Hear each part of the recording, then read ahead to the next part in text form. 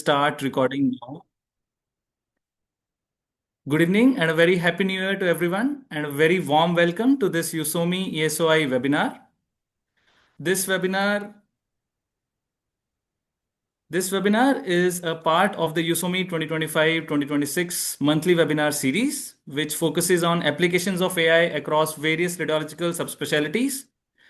Each webinar in this series is jointly organized by EuSoMII with various colleagues subspecialty societies, bringing together experts from various domains with an aim to establish interdisciplinary collaboration between clinical radiology and imaging informatics. So coming to today's webinar, today's webinar is titled AI in Oncologic Imaging. And this is being jointly organized by the EuSoMII and the European Society of Oncologic Imaging, ESOI. And I'm Amit Gupta. I'm a radiologist and AI researcher from the All India Institute of Medical Sciences, New Delhi, India. And it is truly an honor for me to be moderating this session today with Professor Emanuele Neri, whose long-standing contributions and leadership in the field of imaging informatics and artificial intelligence has been fundamental to this field. Thank you, Professor Neri, for joining us today. Thank you. Thank you, Amit. Thank you, Amit. I'm really happy to co-moderate this webinar together with Winnet to introduce the two outstanding speakers. I'm particularly proud of being in this webinar because it's a joint webinar between the European Society of Oncologic Imaging and the European Society of Medical Imaging Informatics, two societies of which I am the past president. So for me, it's really an honor to be invited here and be the moderator. So I particularly happy to introduce the two speakers. The first speaker will be Daniel Pinto dos Santos, which is representing EuSoMII as president, that will focus on more technical aspects of artificial intelligence in oncologic imaging, and will be followed by Laure Fournier, that will discuss more the clinical perspective. So it's a 20 minutes presentation for each one, followed by Q&A and open discussion at the end. So you can submit your questions anytime by using the Q&A function, and we will address them after the presentation. Remind to scan the QR code to submit your evaluation, because you need this to receive your CME certificate. So now it's my real great pleasure to introduce the first speakers, Daniel Pinto dos Santos. Dr. Dos Santos completed his radiology training at the University Medical Center in Mainz, and after a short research fellowship with Professor Luis Martí Bonmati in Valencia, and positioned himself in the University Hospital of Cologne and University Hospital in Frankfurt, moved back to the University Medical Center in Mainz, where he's now the managing senior physician of the Department of Radiology, and currently is the president of the European Society of Medical Imaging Informatics, and also is the deputy editor for imaging informatics at one of the ESR journals, European Radiology. So Daniel, you are welcome. Yeah, thank you very much for the kind introduction. Thank you, obviously, for inviting me here. It's a pleasure, and it's so nice to see that all the societies collaborate, and we have so many enthusiastic people taking care of preparing these webinar series. So I just need the permission to share my screen, then I will start my presentation. Let's see if it works now. Yes, okay, excellent. Thank you very much. So as Amit and Emanuele already said, we will be talking about AI in oncological imaging, and I will be focusing a bit on the technical side of things, and then Laure will talk more about specific applications. So these are just some conflicts of interest to get those out of the way. And now, if we think about AI in oncological imaging, the question could be, well, why do we even need that? What do we want to do with AI? And this is just a very brief summary so that we can come back to it during our both talks. Obviously, there's things you want to do, especially in oncological imaging, where you need to detect lesions, classify lesions, maybe help with diagnosing if a lesion is malignant or benign and so on, or maybe even differentiating between similar lesions that look kind of the same but have different histologies. And maybe you want to even go into prediction, say, for example, a specific lesion of a specific type of tumor has a better prognosis than another one, even though it's the same tumor, even though they look the same. Theoretically, AI could be used to extract some imaging features that are not visible to the naked eye, but then, the computer, by analyzing them, can maybe extract meaningful information, and those we can then use to do any of these things. If we talk about AI in the context of oncological imaging specifically, but this applies to AI in other fields as well, in radiology, there's been traditionally two very different types of AI. One being a kind of older version, if you so want to speak, which is radiomics. And we'll talk about radiomics a bit in more detail, because for many, many years, radiomics has been a large part of the radiological literature, and we maybe didn't see the results we hoped for, and I'll try to explain why that is the case. And then obviously, since now maybe, I don't know, 10 years, maybe everybody's very enthusiastic with the possibilities that deep learning and neural networks opened up. And we'll touch on that a bit more briefly, because I think Laure will focus on that part more. So I will kind of take the radiomics part, and then we'll leave it at that with radiomics. Okay, so let's first talk about what radiomics really is and how it works, and why you would maybe be doing that in oncological imaging. So if you go and look at papers, that deal with radiomics in some sort of oncological scenario, you will always find some sort of in the introduction, you will somehow find some variation of these sentences where people say, high throughput analysis, by which they mean they take all the pixel values from a specific image, maybe even from different series, different sequences in MR, for example, and then all this data, all this pixel data can be processed somehow with the aim of, as I already said, extracting some features that are not visible to the human eye, maybe to characterize even tumor heterogeneity, enable precision medicine, enable personalized treatment, and so on. These are all claims that you will find in the radiomics literature a lot.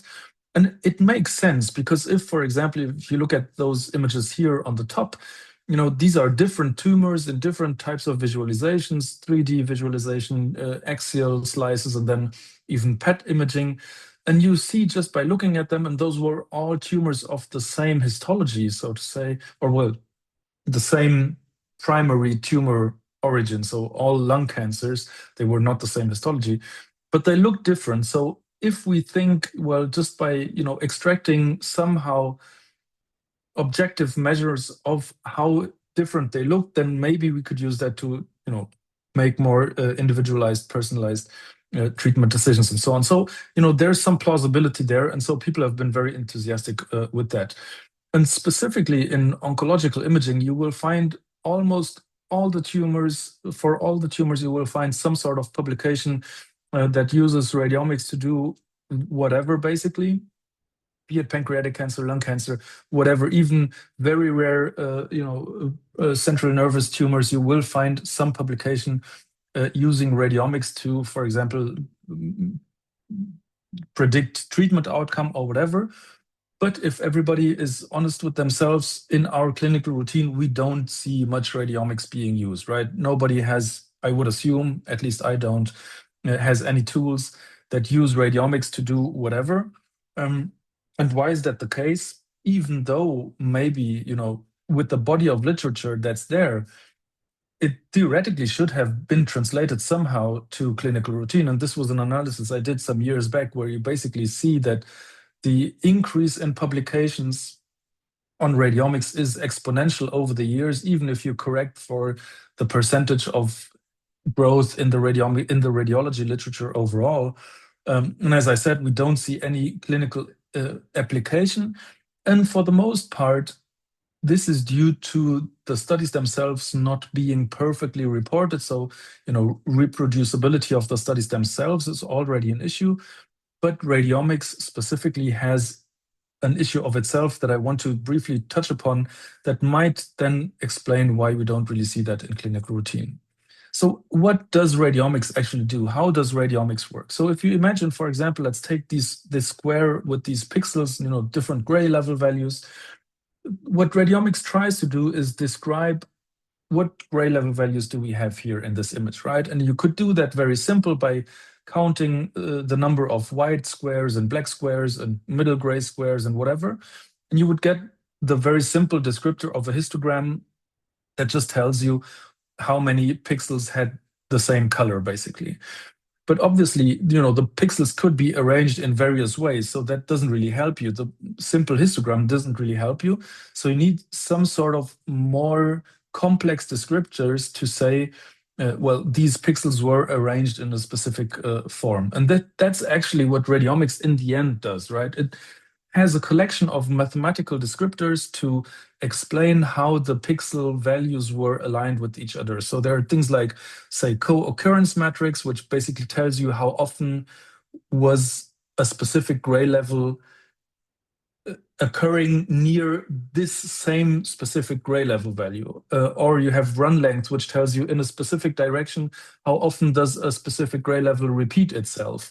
And then you have size zones where it talks about how large are adjacent pixels with the same gray level value. And all of these descriptors, and this is only a part of all that there are out there, you can use to try to better describe how gray level distribution was in a specific region of interest.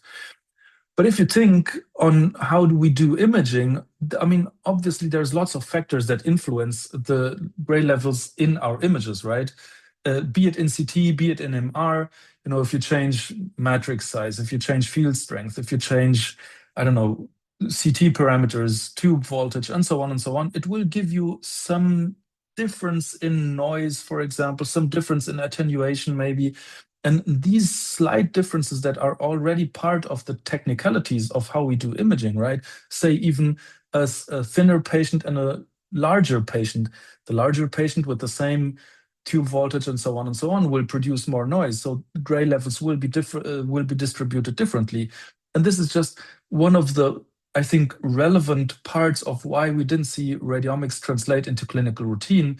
And there's actually a large initiative around this, the Imaging Biomarker Standardization Initiative, which tries to somehow find a way to make the distribution of gray levels, repeatable. That is, if you take the same patient and scan them on 2 separate days, it should ideally produce exactly the same image, exactly the same distribution of noise, of whatever pixel values, and so on.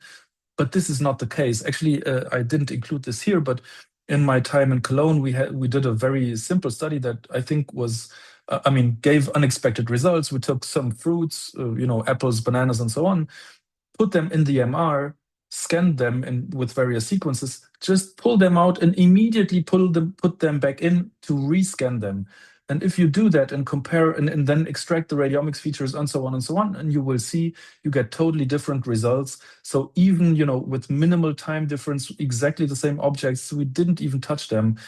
So it's just to say that those radiomics features, they have a specific, they have the problem that the differences in how we acquire images already introduce so much noise that they are not very reproducible.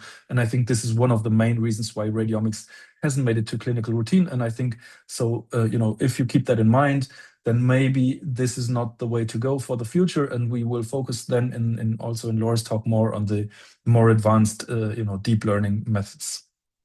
Another thing that I think is kind of funny with radiomics literature, and you will, obviously this is a negative example, but you will find similar examples. This is not from oncology, unfortunately, because I couldn't find any that was this obvious. There was a study published where they basically tried to use radiomics on T1 weighted images in MR to differentiate anxiety disorders. And they go through this whole radiomics process, and in the end, the AUC is 0.6 whatever, which is not particularly good, tells you it's a bit better than random chance.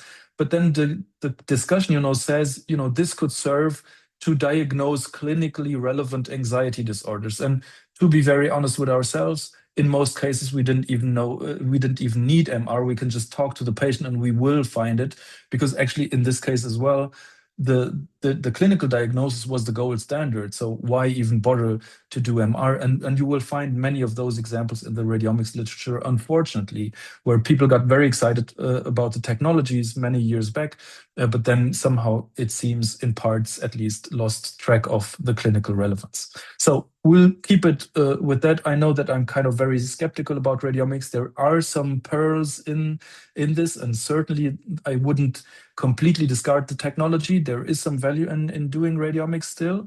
But just to say, you need to be very careful, especially in oncological imaging, where you want to predict something, maybe may influence treatment decisions. We need to make sure that it's reproducible and that it's somehow good and validated and so on.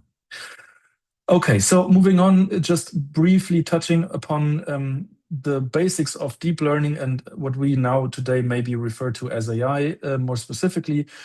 And we don't really need to go into too much of details of the technicalities behind it, because obviously the models will work in slightly different ways. But what is really important, and this is the main message, I think, with AI and deep learning, is to understand that whatever data you feed the models to train them, this will massively influence the outcome, right? So how good the model will work. So in this case, and this is not oncological imaging, but you could say, instead of circle, triangle, and rectangle, you say, I don't know, cervical cancer, thyroid cancer, and rectal cancer, and you want to differentiate some metastases or whatever.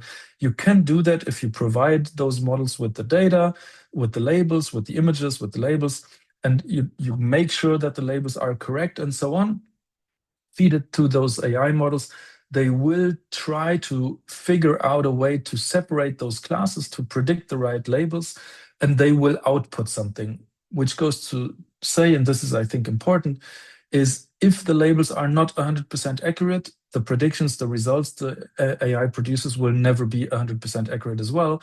And we saw that in, if some of you maybe remember that case of that went through the media where the AI was trying to predict pneumonia in chest x-rays. And after many years and other researchers going into the data, they found, the labels were not correct because the authors tried to extract them automatically. So there were many x-rays that had no pneumonia but were labeled as pneumonia, and vice versa. And obviously this makes many issues with the results then. But, you don't need to focus too much on the technical part.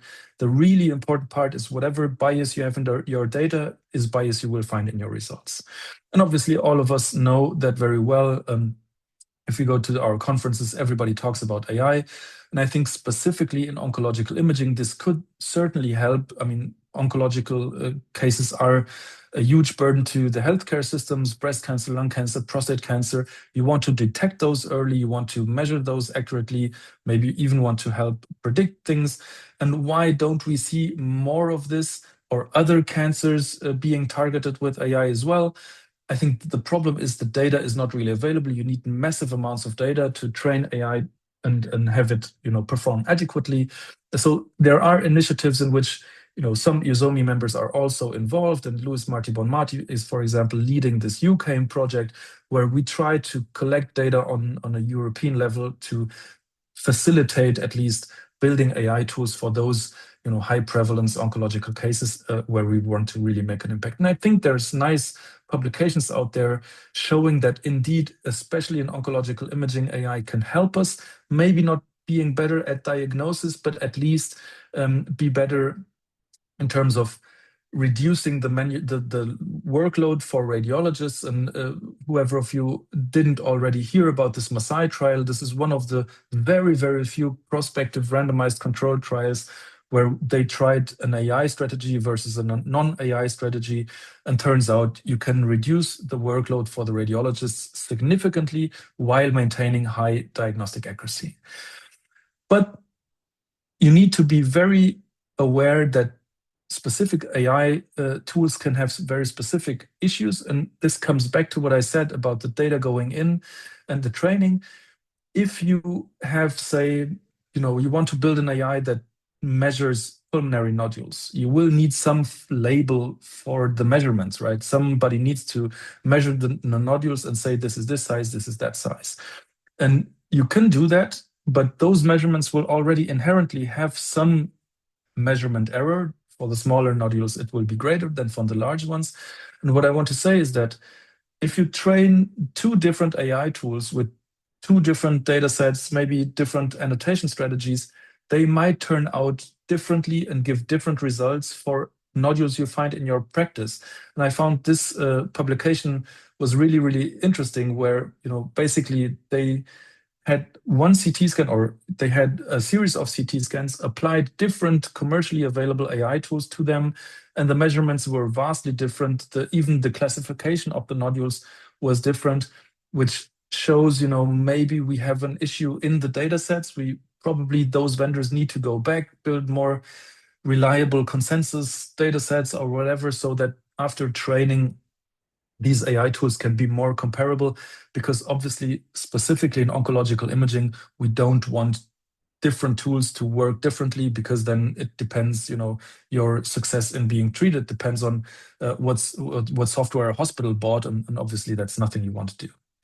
And then maybe just one final thing before we close up this part and then let Laure take over.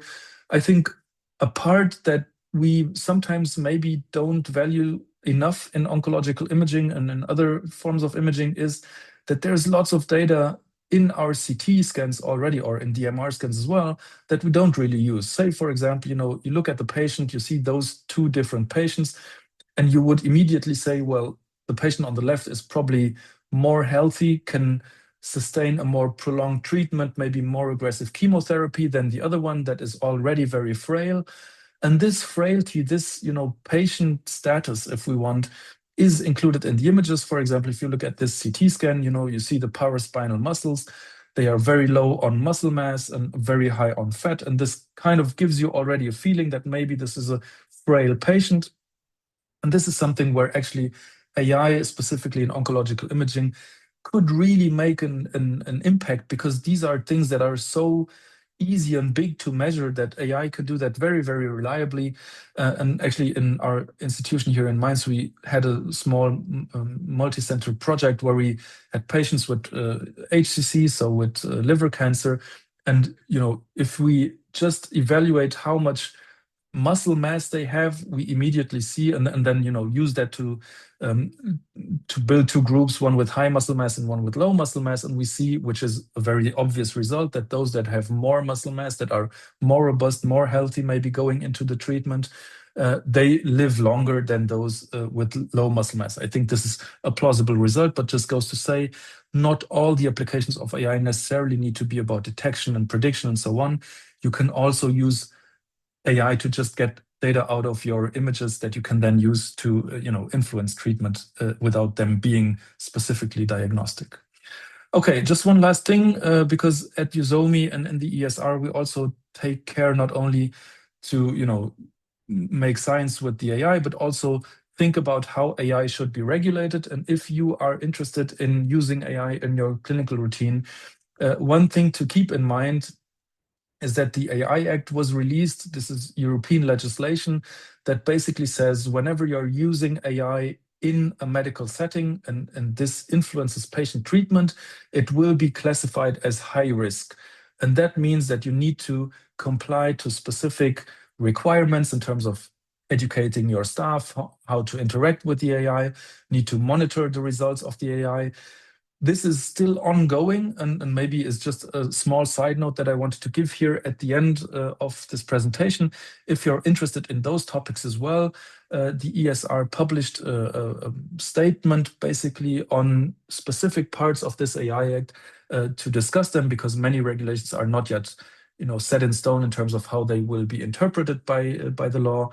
And we need to be very attentive to these developments as well, because they will influence how we can use the AI tools that are already on the market. And I think maybe radiomics had coming to the end now. Maybe radiomics had its value in the past and still can have value, but we need to be very careful. Over the years, we saw that there's a couple of issues we need to solve first.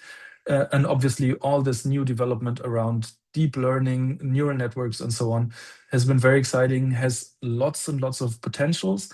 We need to take care to build those tools based on good data sets so that they produce reliable results, and then need to take care to just be mindful and apply that safely in clinical routine so that we really make value for our patients and improve treatment.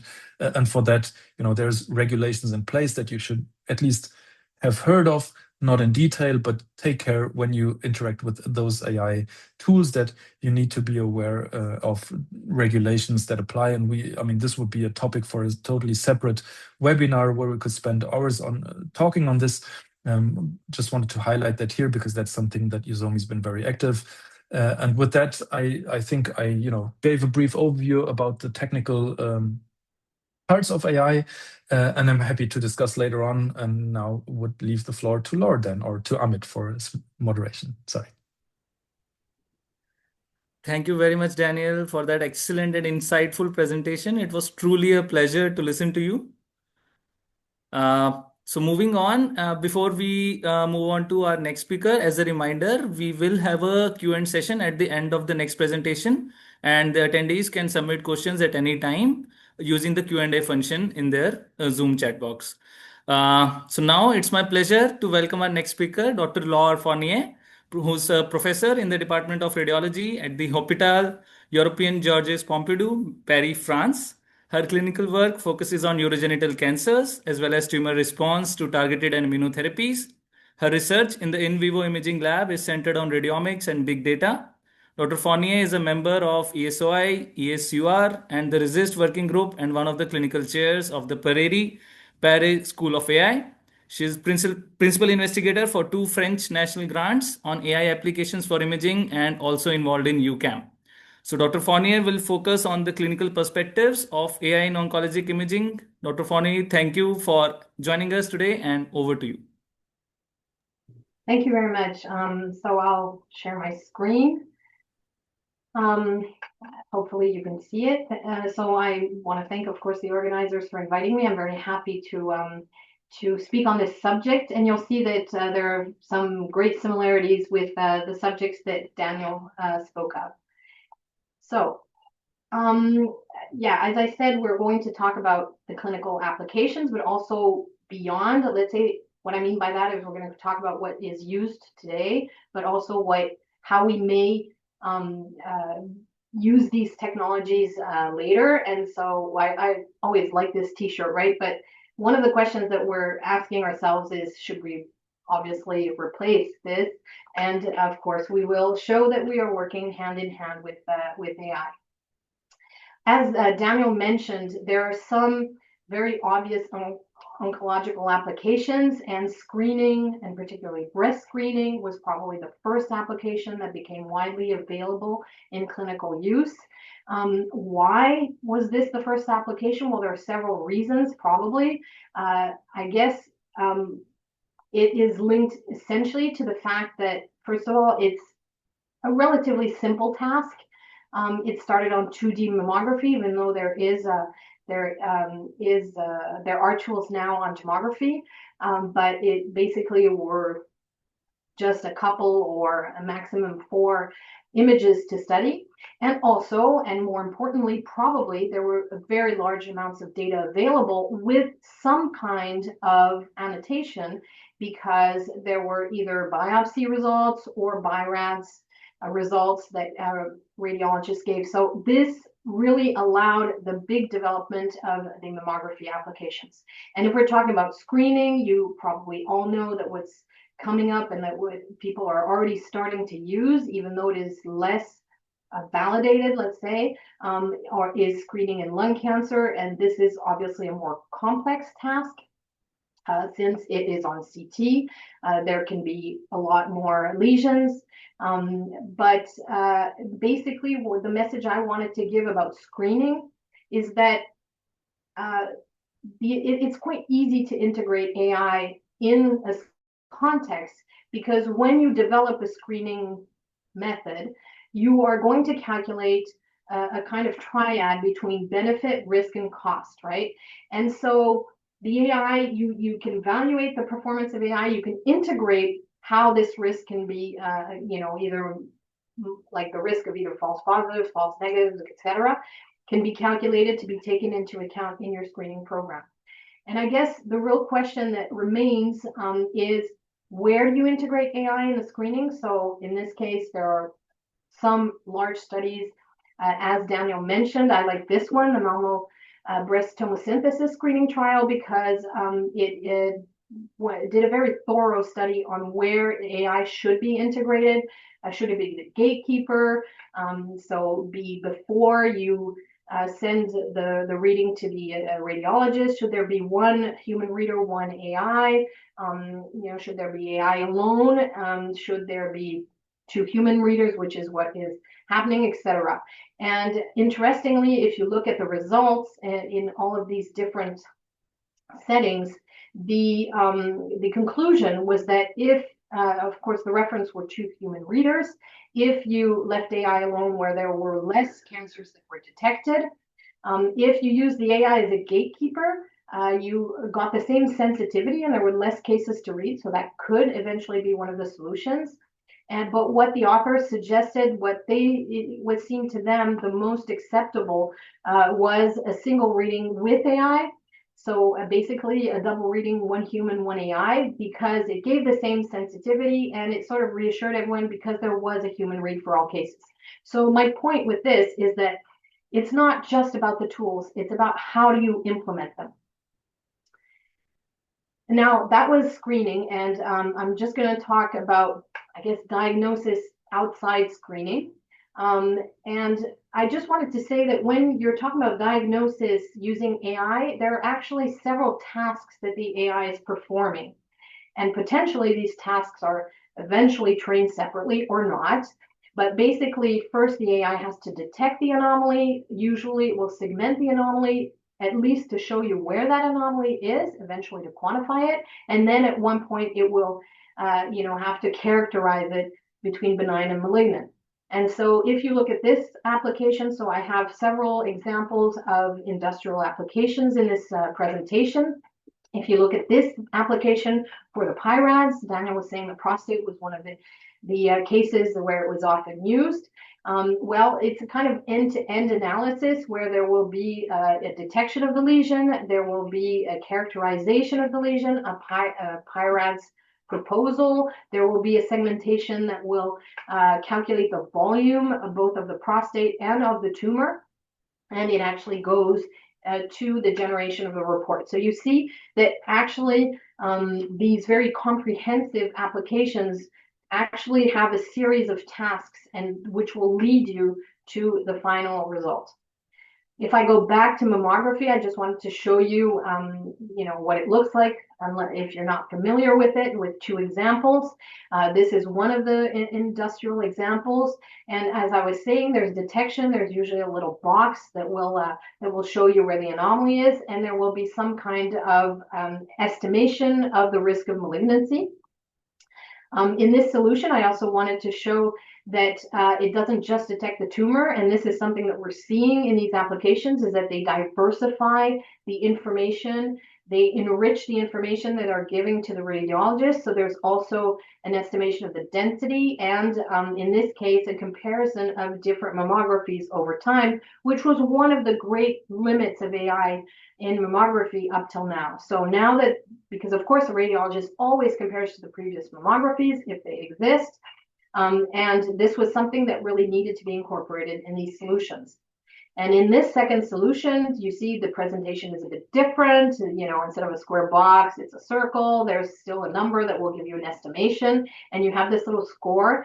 And you see that there's a score on the lesion. There's a score on the density as well. In this case, there's a prediction of the absolute risk in the 1 to 2 years that are coming. And all this is just to show that people are going beyond the simple diagnosis. Another application, but that I honestly cannot say is ready for clinical routine, or at least none of the examples that I've been using are, is the use of AI for follow-up. And basically, let's just make it simple, RECIST follow-up. Why is this way more complicated? Well, first of all, it is actually quite complicated for a radiologist, right? Because usually you're going to have a CT with lots of images.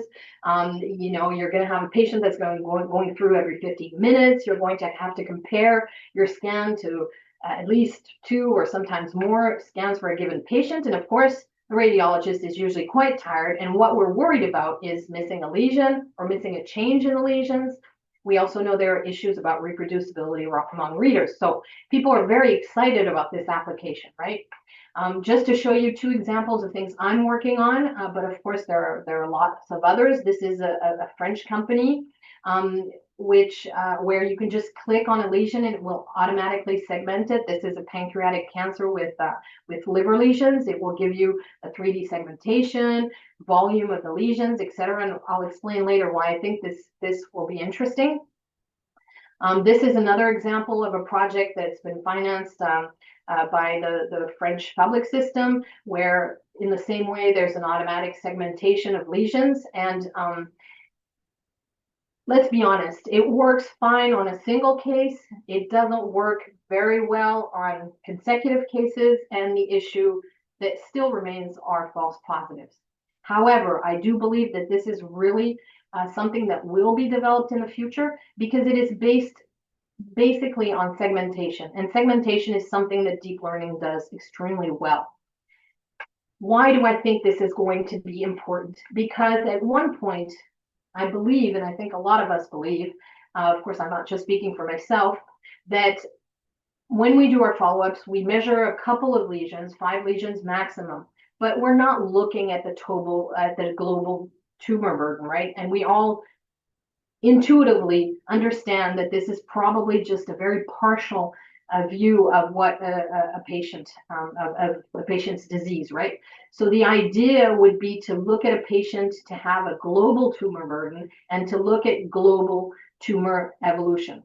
And not only could we look at this global tumor evolution, but we could also look at responses at a lesion level to detect things that we're seeing more and more, which are, for example, oligoprogression, where only one lesion is growing, and this is sometimes hard for the radiologist to pick that one up. We could also evaluate responses at an organ level. Maybe there are organs that respond better than others. And we could also better evaluate things that we are seeing under immunotherapy, for example, like mixed responses, where some of the lesions grow, some of them decrease, and you don't really know if the patient is getting worse or is getting better. Another way of using this would be to do what people call to look for digital twins. So there are different meanings of the word digital twins. Right now, I'm using it in the sense that you will look in your history of patients for patients that actually resemble the one you're looking at. And for this, you really need to be able to detect all those lesions and to compare them to all the data that you have. And of course, I'm talking about imaging data, but we could enrich it with clinical data. And what would this allow us to do? This would allow us to go from a statistically based decision, which is what we are doing today. Today, we're going to say this patient has a colorectal cancer, the TNM is this, he expresses whatever genetic abnormalities. And so statistically, I know I should treat him with this treatment, right, with this drug. But what we would like is to say, well, I'm going to look at all the patients that have the same presentation, and I'm going to look at what they responded to, and then I'm going to give that drug to that patient. Okay, so you can see how we hopefully will be using this sort of thing, maybe not necessarily to be doing RECIST and clinical routine, but maybe to start looking at patients completely differently. I wanted to underline another aspect. So this is a bit different, but it's an application that I'm very interested in, which is called contents-based image retrieval. And it's sort of similar in the idea to the digital twin. And the idea behind that is that you have millions of images in your PACS. And these images have already been analyzed by radiologists and have a diagnosis that's attached to them. So when you see a new image, for example, a new liver lesion, well, the ideal thing would be to be able to interrogate your PACS and retrieve all the images that are the same and look at what the diagnosis were. And of course, this is an example of some work that we did with some colleagues, and these are just, a lot of benign liver lesions. But the idea behind that would be to really do a kind of Google Lens. I mean, if you know that application, right? A Google Lens for medical images. Okay, so that was very quickly about everything I wanted to say about detection. Now, as Daniel said, it's not just about detection. And we're not going to talk about this because we don't have that much time, but let's all remember that deep learning can help improve acquisition. And particularly for oncology, we can imagine that it could help to check that the anatomical coverage is done correctly. You haven't cut the apex of the lung, for example, quality control. And of course, we know that this will allow denoising of our images, decrease acquisition time, decrease radiation dose, decrease the dose of contrast agent, etc. Okay, and of course, our oncology patients will benefit or are benefiting already today of these developments because these do exist. The things I'm going to mainly talk about are the developments in segmentation, which allow quantification, and opportunistic imaging, which is what Daniel was talking about with sarcopenia, but I'm going to go a bit further into that because I believe that we as radiologists have to change the way that we interpret our images. And I'm not going to go so much into reporting. So really the idea, and as I said, when we were preparing this, when we were starting this out, I'm going to wax a bit philosophical here, but I believe that we have a real role in cancer care, and it's not just about saying, the tumor decreased 20% in size. Why am I saying that? Because if you look at what the oncologists are working on and what the patients are working on with the oncologist, they are moving from what they call cancer care to comprehensive care, okay? Why? Because first of all, instead of just taking care of the cancers, we have comorbidities, we have drug toxicities, and these impact cancer outcomes, just like Daniel showed up with sarcopenia. Okay, so oncologists cannot just treat the tumor, they have to treat the patient. Also, patients are saying more and more that their quality of life is at least as important, maybe even more important than their cancer outcome. So that means that we have to look at everything that will influence this quality of life. And the last thing is that people are surviving cancer longer, and that's a good thing, obviously, but they may have an increased risk of other deaths. And we're going to show that that's particularly true for cardiovascular disease. I just wanted to show when I was saying that this is very important for patients. This was a text that came out actually probably 3 or 4 years ago from the European Cancer Patient Coalition that said that really it was important for European patients that we have this integrated care approach. And I believe that as radiologists, we do have to move into that kind of approach, right? And I'm going to go through this very fast, but my point with this slide was that, and it's a good thing, obviously, that cancer death rates keep on decreasing, but that means that people are surviving their cancer and that we do have to take care of the rest. Okay? Now, last thing, kind of introductory thing, is that we also know that our cancer patients go through a lot of imaging, a lot of imaging. And the imaging that we use the most is CT. Okay? So now that I've said all that, and once again, Daniel sort of touched on that, how do we have to change our paradigm? Well, if cancer care is moving into comprehensive care, taking into account quality of life, comorbidities, toxicities, etc., that means that cancer imaging has to move into comprehensive imaging. That means that we will not just look at the tumor, we will look at the patient. Okay, so instead of just doing this, I'm measuring my tumors, blah, blah, blah, this is before therapy, this is after therapy, I'm happy if you responded, I'm going to be looking at all this. Okay, of course, I'm going to be looking at the tumor, but I'm going to be looking, and this is something obviously we are all doing, we are going to be looking at complications, but things that we are not capable to do by ourselves without AI is looking at all those comorbidities, I don't know, emphysema, sarcopenia, vascular calcifications, and detecting drug adverse events, for example. Okay, so some of these we're doing, but you can see this is a short list. You can see and imagine that this list is getting longer and longer and longer, and that we as radiologists, like human radiologists, are not able to look at everything. And this is where AI can really, I believe, change the way we're doing we're reporting cancer studies. So my first point is that comorbidities do impact outcome. This was a paper, a registry that looked at comorbidities and survival of patients, and you can see that there's a long list of diseases that patients have on top of their cancer, and that these, for example, are diabetes, hypertension, et cetera, that these comorbidities have a direct impact on prognosis because it will make the patient frail. It will also increase the risk of having toxicities. It will increase the complications that might delay therapy. There might be drug contraindications, et cetera.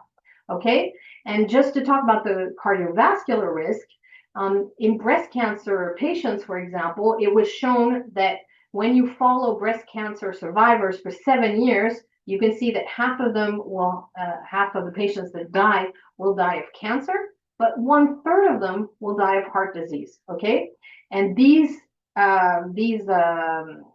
curves actually show that after 12-year follow-up, the risk of cardiovascular disease is more important, of dying of cardiovascular disease is more important than the one of dying of breast cancer. Okay, so what does that mean? Well, that means that I'm going to have to look at that, right? And that's a good thing, because these are things that I can see on my CT, right? Obviously, we can see calcifications, so we can evaluate cardiovascular risk in our oncology patients. I'm just going to show you some images and some of the studies that we performed in our lab and in our department. This was a study on sarcopenia, so I'm not going to go into it because it was similar to what Daniel showed. But what we did show is that in patients that had renal cell carcinoma, if they were sarcopenic, they had less survival than if they weren't. This is a study this is an introductory study. We also did a study on the cardiovascular risk in renal cell cancer patients. This is just a previous study that showed that you can do calcium scoring, but in that case, you have to do a gated CT, which is obviously not what we're doing in our oncology patients. But in this paper, they showed that if you calculated the number of vessels with calcifications, you actually had a link to the cardiovascular risk, and this can be done on routine chest CT. So what did we do? Well, we took our cancer patients, renal cancer patients, and we calculated the calcifications on regular vessels, totally basic CTs, and we showed that there was a difference in survival, and therefore that we could predict the cardiovascular risk and the risk of death from cardiovascular disease, even in this population that had a cancer. By the way, this is also something that you can see on mammography. You can see calcifications, vessel calcifications on mammography, and actually one of the solutions that I showed you earlier does detect these calcifications. Sorry, I'm going to speed up because I can see that time is going by. So the idea, you understand, is that we want to be comprehensive, and that these AI tools will allow us to be comprehensive. This is a tool developed by Siemens that does basically a lung quality evaluation. So it will segment the lobes, it will quantify the emphysema, et cetera, and of course detect the nodules. And then the last aspect where we are important is that to detect adverse events. And as you will have guessed now, those adverse events can also be seen on our CTs. 2 examples, vertebral fractures, for example, in breast cancer patients under hormone therapy or prostate cancer patients. We are always supposed to look for these. Sometimes we don't always see them. So an AI tool, like in this case, that would detect them automatically would obviously help us. There are also AI tools that will quantify osteopenia, incidental discovery of pulmonary embolism as well. We do not do dedicated CT angiography for pulmonary embolism in our cancer patients, right? But we know that we will discover incidental pulmonary embolism. And these techniques these tools are really developing for this incidental discovery in cases where, just like in this paper, where it's a portal phase acquisition, and sometimes those PEs are not easy to see. For this vendor, they actually go even further, since they have this incidental PE discovery, but they also send a message. They calculate the right ventricle left ventricle ratio, et cetera, et cetera. So all these things you see that we are moving really from a kind of potentially, let's say, passive role of the radiologist to a very active role of the radiologist. Of course, you sort of get a headache thinking that you're going to have to look at all of these, right? And that's where AI can also help you, because AI can generate automated reports, and this is what they're telling us they can, but so far it's not working very well. But we would love for them to go look for patient history to give us relevant history before we interpret our images. Post-structuring, which is you give a free text report, but it's structured and gives a standardized report, for example, on this publication, or even translating our reports into colloquial language for the patients. My last slide is that all of this is absolutely marvelous and would be perfect, but of course, there are limits. Daniel talked about the ethical aspects. There is a big issue about error detection. We need to increase AI literacy among radiologists, because we have to be able to detect AI mistakes, and they do exist. But beyond that, also be able to have a critical eye on biases and fairness. Fairness being, are all of the populations correctly represented and correctly diagnosed using these tools. The issue also is clinical validation. Basically, the only thing I showed you was a validation for screening mammography. There are practically no studies. I'm going to say practically none. I think it's none that clinically validate any other kind of application. And so we have to think about, what is the point of using this? What's the benefit that we're expecting? Is it better diagnosis? Is it having more time for the radiologist? Is it security? Is it economy? Whatever.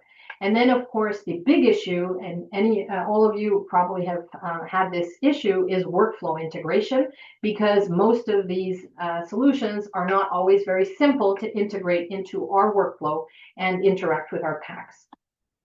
So that's where I end. I just want to say that I could not do anything without the whole team that I work with, which is not even way more people than the ones that are here. And I also want to acknowledge the creators behind all the AI generated images that I used in my presentation, because as the moderators know, my daughter is an art student, and she's very angry that I use these AI generated images. So thank you very much for your attention. Thank you.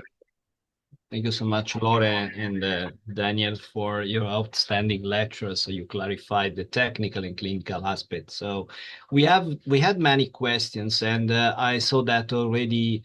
Daniel, while you were speaking, answer by writing to some complex questions made by our attendees.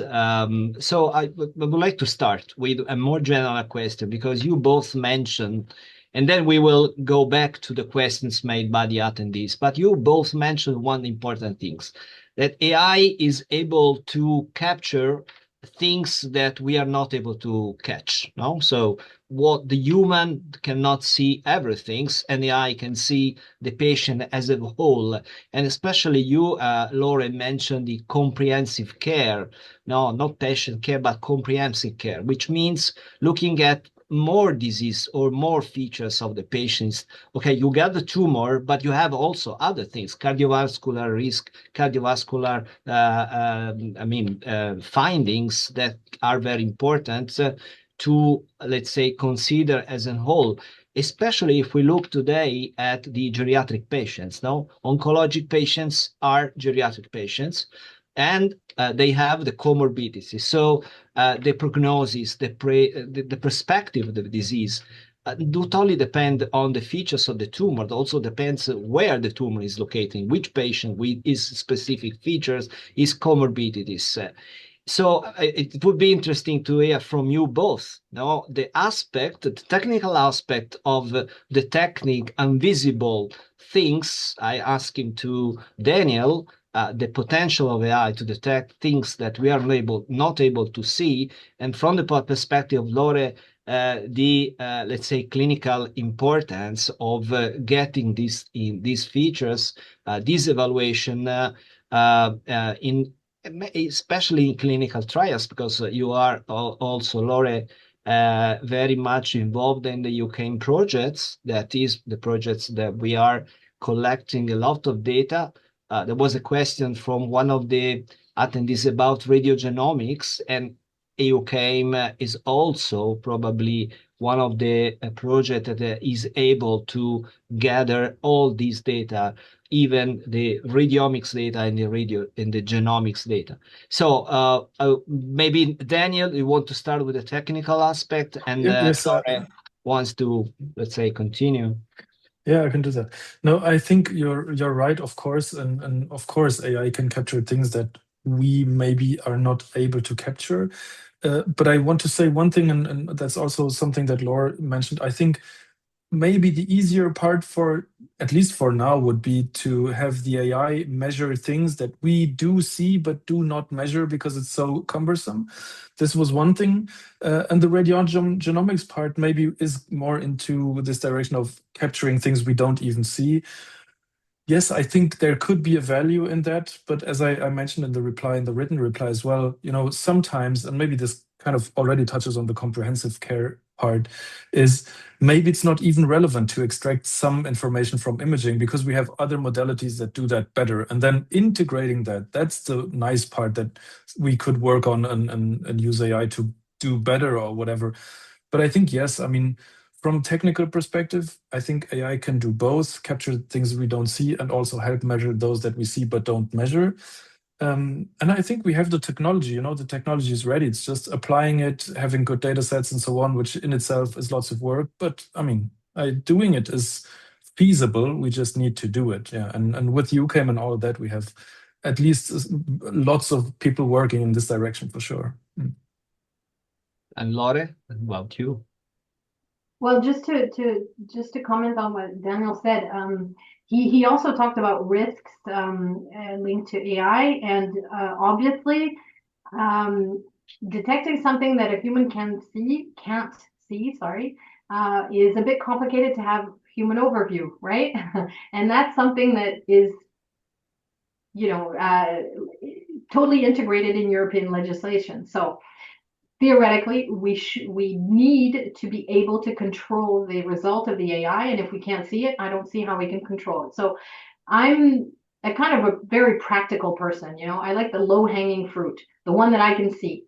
And typically, the segmentation, that's why I spent more time on that, because I think that these are the things that we're going to be using very quickly, because the rest we theoretically have to go through very complex clinical validation studies.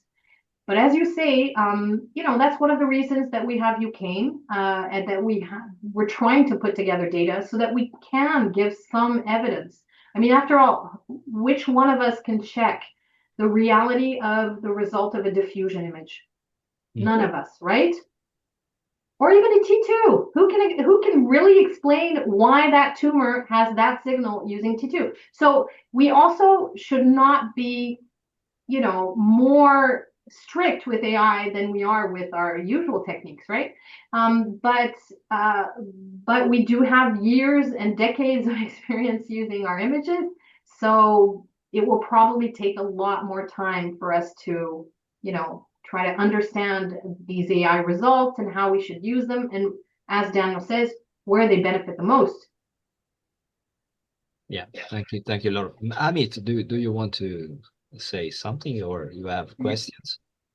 Yeah, so thank you for the wonderful talks, both of you. And we still have more and more questions coming in. But me being biased as a pediatric radiologist, and this is a question from Professor Rick from Amsterdam. So I would like to put this question to you and like your thoughts about it. So, what about pediatric oncology patients? Do you see with all the challenges that come in with pediatric imaging, with the differences in the size and the and the growth with time, how do you see all of these applications? And even from the technical perspective, how do you see it panning out for pediatric imaging? Briefly, both of you, if you could share your thoughts about where do you see AI in pediatric oncology going? Yeah, maybe just from my side, from a very practical point of view, technical kind of point of view is, data sets are already rare for adult patients. They are even rarer for pediatric patients. And then adding to that, in pediatric patients, those that get imaging are already very rare diseases, probably, because obviously you want to be a bit, or well, ultrasound, of course, being an exception there. But that is to say, I think, certainly you could use age to correct for differences in size and growth, or at least use age to estimate. Another question was, the expected distribution of pixel values and so on, and maybe even the incidence of specific diseases and so on. But I think from a very practical point of view, the issue that I see with pediatric imaging is that, data sets are not there. It's extremely rare to have good data sets with pediatric patients. Yeah, and then you would, if you want to learn to correct, that means you would have to have equivalent patients of different ages. And I'm not sure that I'm not a pediatric radiologist, but I'm not completely sure that, a cancer in a 3-year-old is really that similar to a cancer in a 13-year-old, right? So, I would tend to say it isn't. So I'm not sure, like spontaneously, I would not really go in that direction. I wouldn't try to correct for this. What we do have to say is that there's some people that are working on how do you develop models with fewer, with scarce data. Everyone who works on rare diseases, and I think we could put pediatric cancers in the rare disease case are really working on how to do that. And we didn't talk about this either, but people are very hopeful on the role of foundation models in this setting, right? So maybe, what I'm amazed about is that when you've been following this for a little while, like most of us around this table, you feel like, wow, okay, this really moved really fast, but now we're going to slow down, and then suddenly there's another new thing, right? And we all get surprised. So I think that's exciting, because I used to maybe be a bit skeptical about certain things, but there's so many really new developments that maybe we'll get there, and at least there are lots of people working on it, which is a good thing, right? Yeah.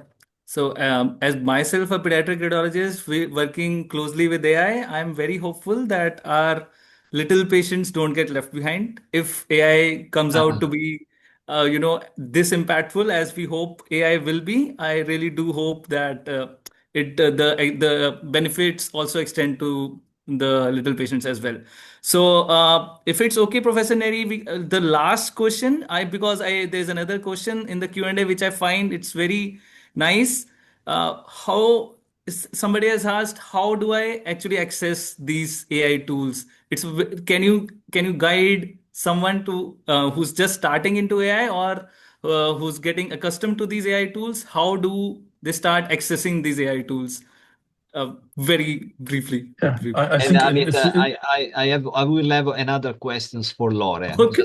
Clinical, it's about, so we made together so they can conclude together.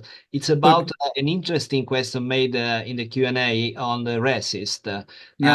Francis Burden is asking if we have to review our RECIST criteria, considering volume, and many other findings that will be accessible and detected by AI. So first Daniel and then Laure for the conclusion. Yes. Yeah. To the question about the tools, I guess if you're looking at it from a research perspective or developer perspective, I mean, there's lots and lots of open source stuff out there. You know, Python you can use, and there's AI and deep learning libraries in Python that you can just freely use to build your own tools if you wanted to.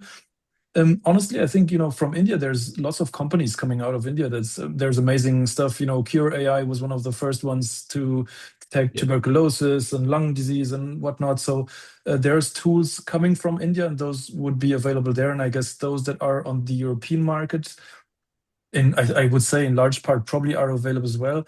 There's this website, Health AI Register. I can put the link in the chat if you want, where you could see tools that are available at least mostly in European and US markets, and just check out if they are available in India as well. But that is just to say that there's Indian companies as well doing you know, stuff that's almost exactly as good as the stuff that we have here. Last part about the vRECIST. Funnily enough, when I was a young radiologist, I was also working on, you know, volumetric assessment of tumors and so on. And what we found is that, you know, in a 2D measurement, you have a specific error, but if you have this error in all 3 dimensions, then you have the error kind of cubed. So, you know, the error gets larger. That's why, I mean, I always wondered, why is RECIST 20% difference or 30% difference? This is like huge differences. Why is it not 10% or whatever? And it is, the thing is, the error is so big that, you know, only if it passes these thresholds is it really relevant. So I guess, yes, maybe we are going to move to volumetric assessment, but then the margins will just have to account for those errors as well. Let's see what happens. I think for the time being, since 2D is so easy and so robust in terms of reproducibility, that's why we do that. But certainly moving into a 3D assessment type of direction would be very interesting for sure. Yeah, So, yeah. Sorry, if you want me to just comment on that. Okay, so let's say there are 2 aspects to this. First of all, if we want to move to volume, we need large sets of data to determine, you know, how we should be using it. And obviously, we cannot ask people to do it if the tools are not available. So these studies have already existed regarding volume, as Daniel was saying. Yes, there is the error issue, but probably, I mean, a lot of these tools are quite deterministic, so there is less error. I mean, let's not say error because no one knows what the real volume is, right? But there is less variability between measurements. But we need the data, and to have the data, we need the tools. And then if we ever decided the volume would be better, then we would have to make sure that every person or every radiologist participating in a clinical trial all over the world can do it. So these tools have to also be available to everyone. So RECIST is very robust, as Daniel said. It's very easy to do. It's cheap, even though the radiologist time costs a lot, especially in the US, but it's a cheap tool. So for volume to replace it, first of all, there has to be an additional benefit, but mainly the tools have to be available.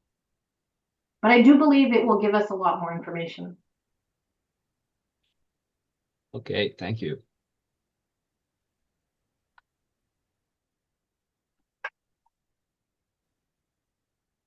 Okay, Professor Neri, any comments from you? No, I'm saying that's very happy for this webinar that highlighted both the technical and clinical aspect of the oncologic image. I think the discussion is not closed. It's open, very open. So I think we need further webinar on these topics, more focused on specific topics, maybe on specific type of cancers. But I think that it's been very successful. Thank you, Laure, and thank you, Daniel, for your outstanding expertise. Not only lecture, but expertise and competence in these topics. Thank you. Yes, thank you both the speakers today for their wonderful contributions, and it was a pleasure listening to both of you. As a reminder for the attendees, to claim the CME credits, please fill in the survey using the link in the QR code here on this slide. And before we close up, we will also like to highlight our next webinar in this EuSoMII 2025-2026 webinar series, which will be on AI in thoracic radiology, which will happen on February 10th, 2026 at 6 p.m. Central European Time. And we have two amazing speakers for this webinar, Annemiek Knox and Christian Bluthegen. And the session will be moderated by Michaela and Joao Santina. And we warmly encourage you to participate in this webinar as well, because this is also going to be another very clinically relevant and insightful session. So thank you all the speakers, as well as Professor Neri and all the attendees for joining us today, and have a very good evening. Thank you Thanks so much. See you. Bye. Bye-bye. Thank you. Bye-bye. Bye-bye. Thank you so much. It was beautiful presentations. It's a pleasure to hear you both. Thank you for the invitation. Thank you very much. Goodbye. Bye. Bye. Thank you. Bye. Bye-bye. Bye-bye. Thank you.